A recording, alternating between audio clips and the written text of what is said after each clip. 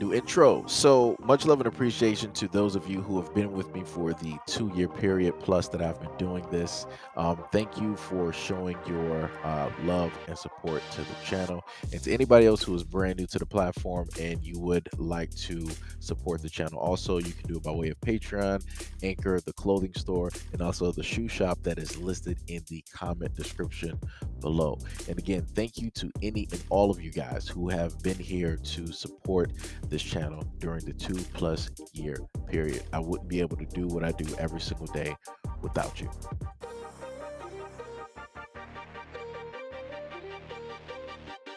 Hear me clearly. America is not a racist country. We need to address, well, first of all, no, I don't think America is a racist country. A retired NYPD cop assigned to the New York Stadium states that her captain heavily AR'd her nearly every game day for a year at the ballpark. Gillian Roberts states that Captain Jeffrey, her boss at the 44th precinct, even changed her schedule to make sure he would have more time with her. When she denied his advances or tried to avoid him, the captain turned hostile, leveraging his power as her boss to give her undesirable posts and showing open hostility. The situation turned so grave that the former cop states that she felt that she was no longer there to perform her duties as a police officer, but to perform as an object for the captain. The captain is now stationed at the 25th precinct. Roberts worked as an officer in Long Island City and Queens for more than 20 years before she transferred to Yankee Stadium. In her new and more desirable assignment, the captain almost immediately began to show her preferential treatment and was overly attentive. Roberts, a black woman, was uncomfortable with the dynamic and felt trapped, but felt she had no recourse.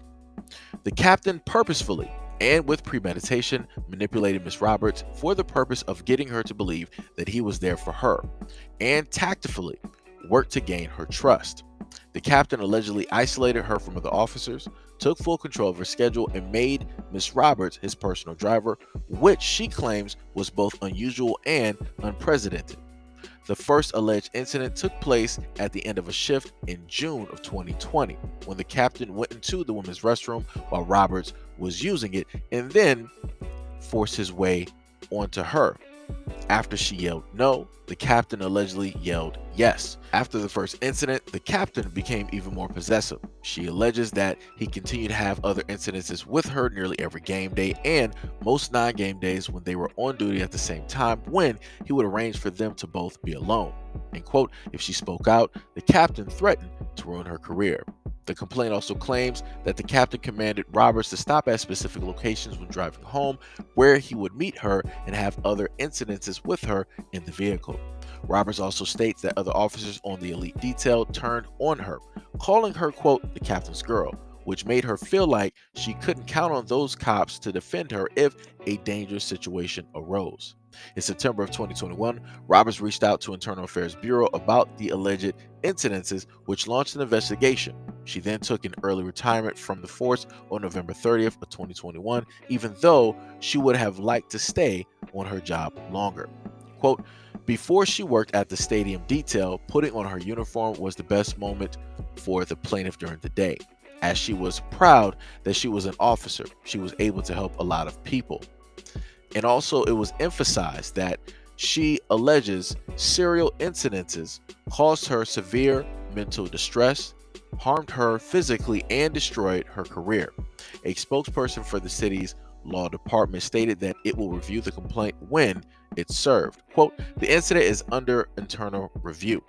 Lawyers for Roberts did not return a request for command, and the Post was unable to reach the captain by phone on Wednesday. So I'm just waiting to hear from the squawking crowd that normally, likes to get on Twitter and IG and YouTube, and how they like to always blame black men for everything. I want to know, how would this one be a black man's fault? I would just want to know, right? I just have to take out this opportunity in order to do this, because somehow, some way, somebody always tries to blame and pin this directly on a black man, even though clearly this guy does not look black to me. It does not seem like, nowhere in the article did it say that a black man had any ties to this, that he was even a part of this, or anything like that. It stated that the captain, who obviously is not black, right, basically took control of her, right, because he is her possession, right, and he ordered her around. He controlled her schedule. He was being possessive, right. He had a jealous temper, and all these other things. You can pretty much throw anything you want to in there, right, because more than likely it took place. It just wasn't listed, right, or at least one can assume. So this black woman who was on the force working for the NYPD for 20 years, she had to retire early because this man, who would be actually a lot of black women's preference, um, he decided that he wanted to, in a sense, have his way. He wanted to do whatever he wanted to sit up there and do.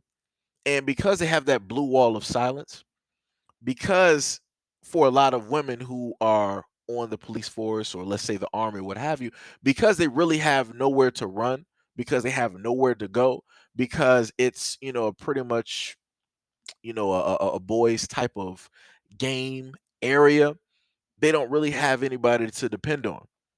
And even the other stories that I've brought up, even if there is another woman there, she's not going to side with the woman who is going through this. She's going to side with the boys.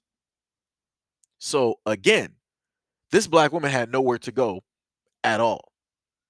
So where are a lot of those black women who always preach about this officer being their preference, his type being their preference, that he is the main one that black women should automatically go to, praise, treat like a king, date, and do all of these exceptional things for? Where are all of those black women to speak out against this?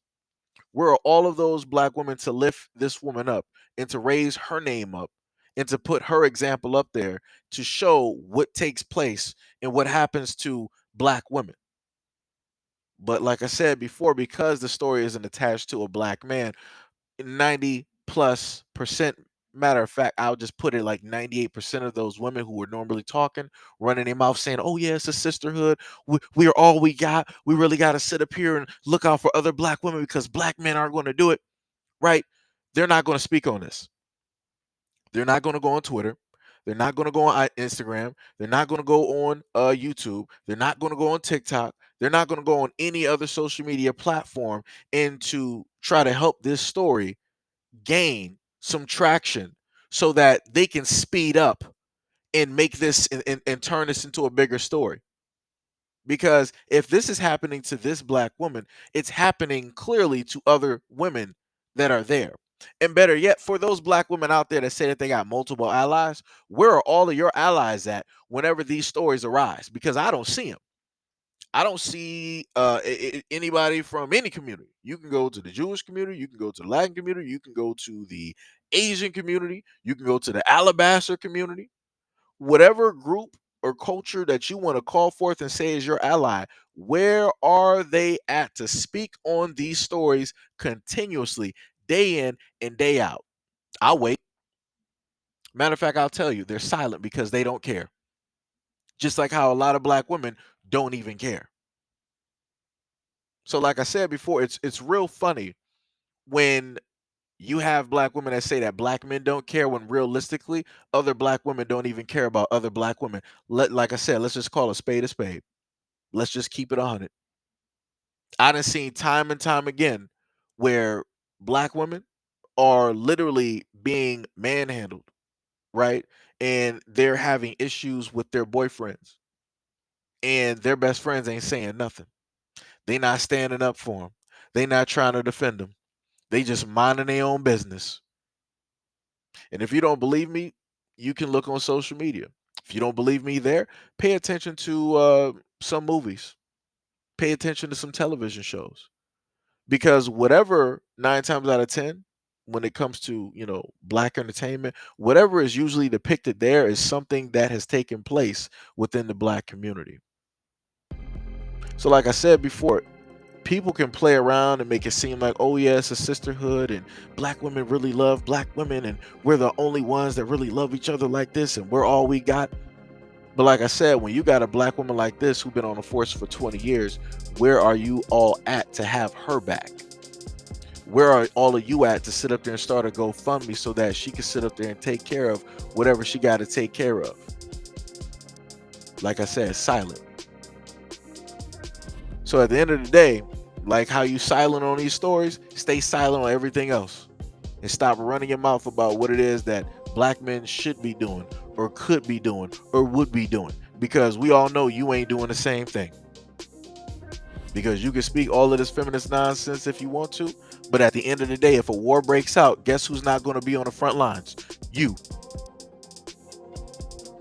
So like I said before, if you really want to show up and you want to run your mouth, start doing something for this black woman here, because she needs all the help and assistance in the world in order to get this story into motion so that proceedings can start happening.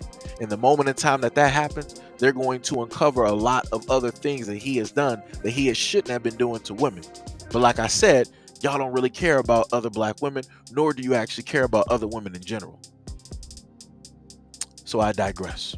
But anyways, let me know what you guys think about the story and everything that I listed in the comment description below. And as always, peace, love, and stay tuned for the next video.